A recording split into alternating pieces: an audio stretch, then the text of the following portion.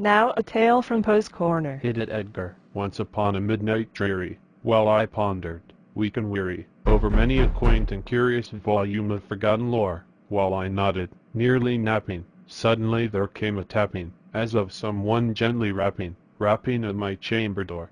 "'Tis some visitor," I muttered, tapping at my chamber door. Only this, and nothing more. Ah, distinctly I remember it was in the bleak December, and each separate dying ember wrought its ghost upon the floor. Eagerly I wished the morrow. Vainly I had sought to borrow from my books surcease of sorrow. Sorrow for the lost Lenore, for the rare and radiant maiden whom the angels named Lenore, nameless here forevermore. And the silken, sad, uncertain rustling of each purple curtain filled me with fantastic terrors never felt before, so that now, to still the beating of my heart, I stood repeating, "'Tis some visitor entreating entrance at my chamber door. Some late visitor entreating entrance at my chamber door. This it is, and nothing more."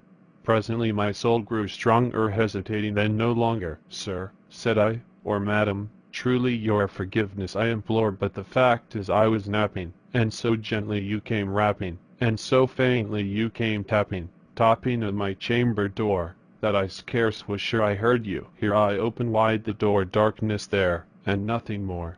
Deep into the darkness peering, long I stood there wondering, fearing, doubting, dreaming dreams no mortals ever dared to dream before. But the silence was unbroken, and the stillness gave no token, and the only word there spoken was the whispered word, "Lenore."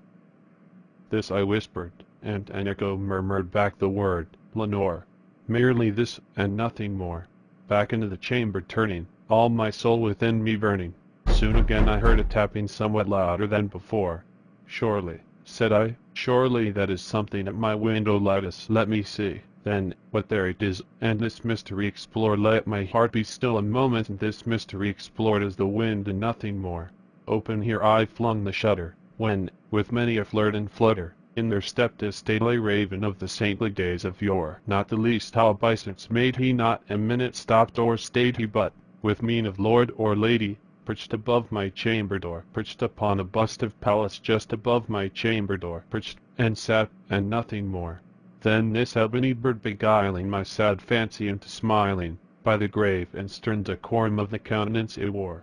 "Though thy crest be shorn and shaven, thou," I said, "archer no craven, ghastly grim and ancient raven wandering from the nightly shore, tell me what thy lordly name is on the night's Plutonian shore."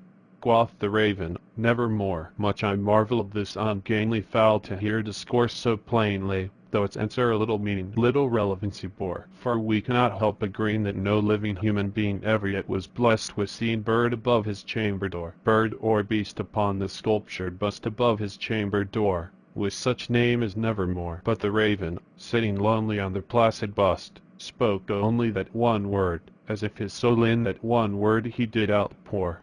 Nothing further than he uttered, not a feather than he fluttered, till I scarcely more than muttered, "Other friends have flown before. On the morrow he will leave me, as my hopes have flown before." Then the bird said, "Nevermore."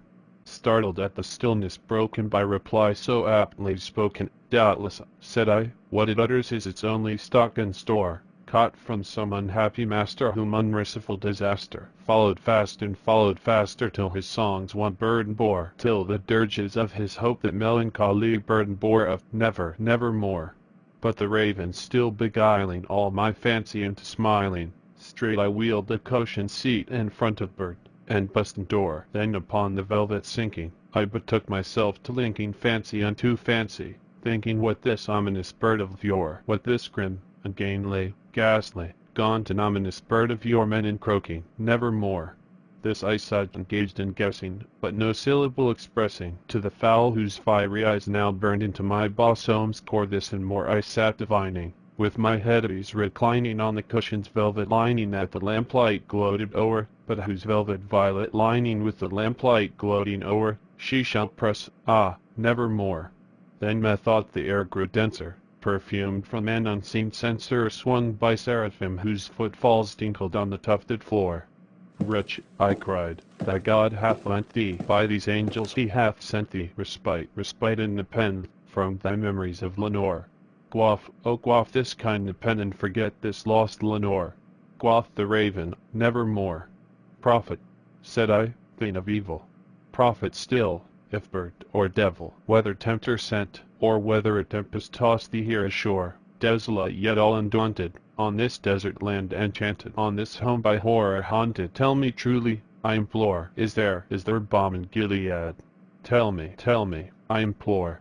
Quoth the raven, nevermore. Prophet, said I, thing of evil. Prophet still, if bird or devil. By the heaven that bends above us, by the God we both adore, tell this soul with sorrow laden if, within the distant Aden, it shall clasp a sainted maiden whom the angels named Lenore. Clasp her rare and radiant maiden whom the angels named Lenore. Quoth the raven, nevermore. Be that word our sign in parting, bird or fiend, I shrieked, upstarting. Get thee back into the tempest and the night's Plutonian shore. Leave no black bloom as a token of that lie thy soul hath spoken. Leave my loneliness unbroken. Quit the bust above my door. Take thy beak from out my heart, and take thy form from off my door. Quoth the raven, nevermore. And the raven, never flitting, still is sitting on the pallid bust of Pallas just above my chamber door, and his eyes have all the seeming of a demon's that is dreaming, and the lamplight o'er him streaming throws his shadow on the floor, and my soul from out that shadow that lies floating on the floor shall be lifted nevermore.